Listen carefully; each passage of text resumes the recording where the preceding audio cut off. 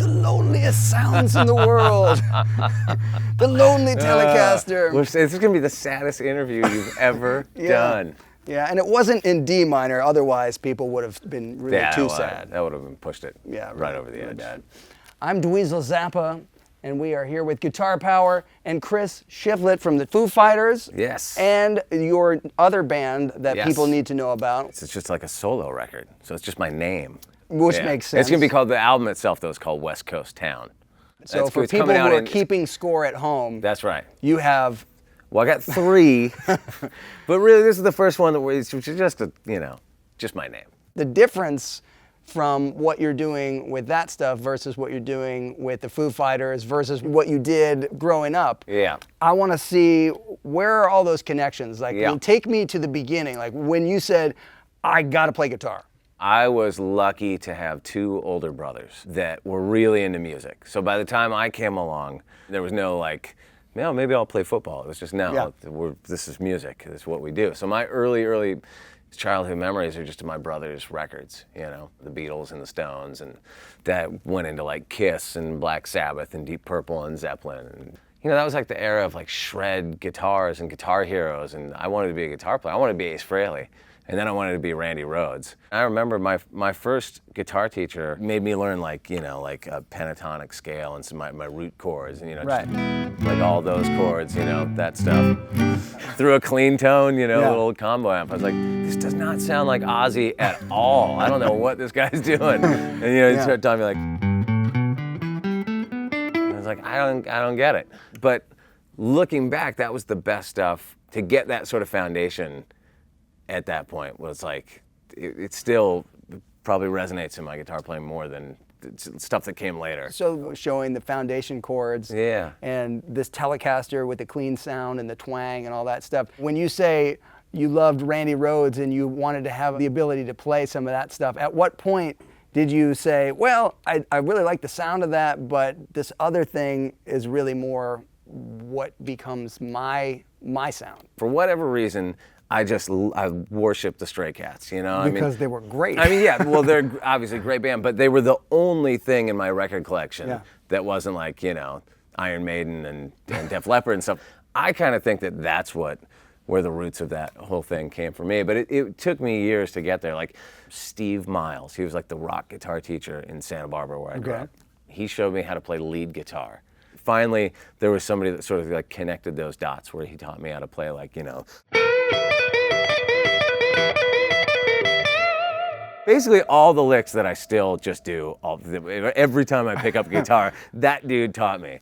You started getting into what would be described as punk rock music. Eventually, yeah. Well, see, here's the thing. There was no like glam rock scene in Santa Barbara, and through skateboarding and whatever else, and just through hanging out with the other kind of fuck up kids at my school, I just got turned on to punk rock stuff. But the punk rock stuff for a guitar player who is more than capable doesn't seem to fit, like the puzzle pieces. Yeah, but there were some great guitar players. The first Adolescence record, Rick Agnew. Punk rock of like the No Use for a Name, Fat Records-y era. You probably heard a million times like bands that had like the octave melody line going in the song. So the chords would be, or whatever, and there'd be, some, so like a droney octave thing going on. I think Rick Agnew might have been the first guy to do that. Like there was a No Use for a Name song, something like, like that kind of chord progression. There was like a,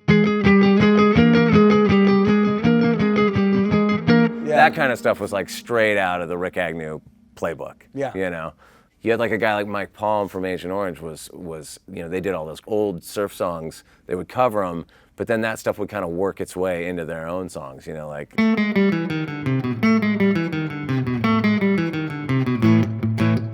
And then there's the other guitar going.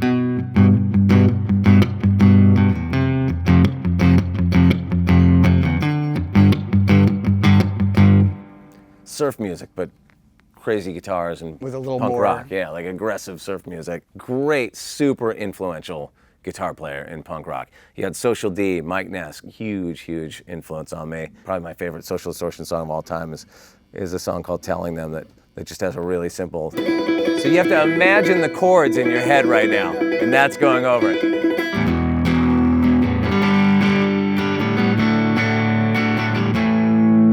Anyway, that's my punk rock greatest hits by Chris Shiflett. Orange County style. Sweet. Yeah. Now, you started playing in bands and you were playing in clubs, and then all of a sudden you're playing in stadiums with the Foo Fighters. You know, like, let's talk about how this transition happens. Well, I mean, you know, I moved up to San Francisco and got a job at a label called Fat Records. There's still a label, but a punk rock label.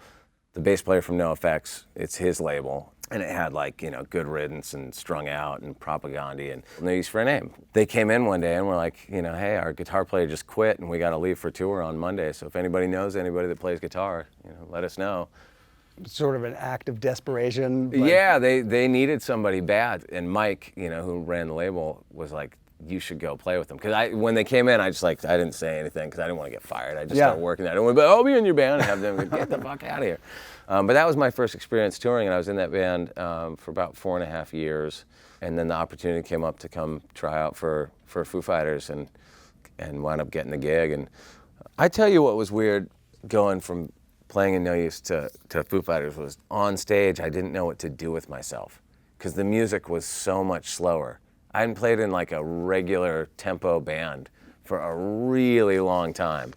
It was like, what But the Foo what are my Fighters moves? songs, the Foo Fighters songs have, there's a bunch of up-tempo tunes, but compared to the punk rock stuff. No Use for a Name was like lightning fast, Yeah. So yeah, that was a change.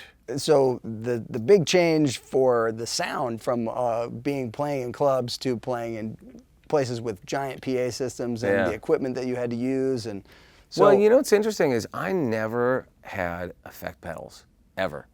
Like I always was just, I would have a tuner or whatever, but I was always straight into the amp. So when I joined Foo Fighters, I remember Dave saying, the first verse, he's like, oh, well, on that song you need a delay, and on that song you need like a flanger and stuff. I was like, whoa, fuck. I gotta learn how to use pedals, and it was so tricky, like just the coordinate. I don't know, it's a weird mental block. It took me a while. Now my pedal board's like as big as that, and it's the other guys in the band make fun of me. They call it like the spaceship or whatever. But yeah, I love messing around with pedals. I don't know why I never did. So let's talk about songwriting, recording, and that change. So in the Foo Fighters, there's a lot of guitars going on. How do you distinguish who's playing which parts, and how do they get created? Pat came back, and we added like keys and some stuff. So kind of the band like grew. And at that point, when we first started, even when we were just rehearsing, with Pat, there was a lot of like figuring out, okay, I'm going to play here and you're going to be down there, and Dave will be over here doing this, so that we were all kind of like, holding down our own space.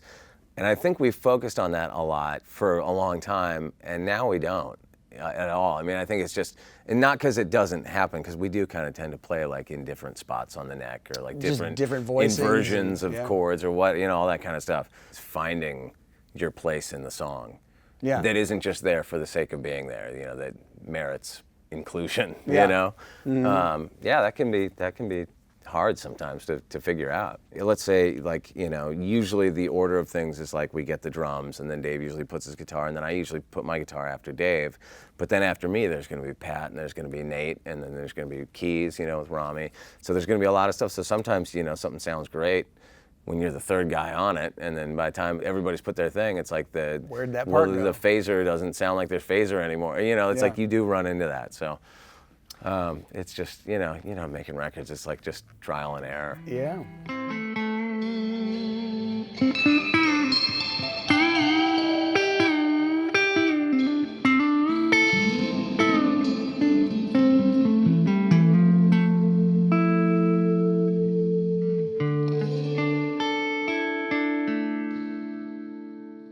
Chris, I just want to thank you for coming. It was great talking with you and checking out what you're up to. Thanks for having me. I really enjoyed it. No problem.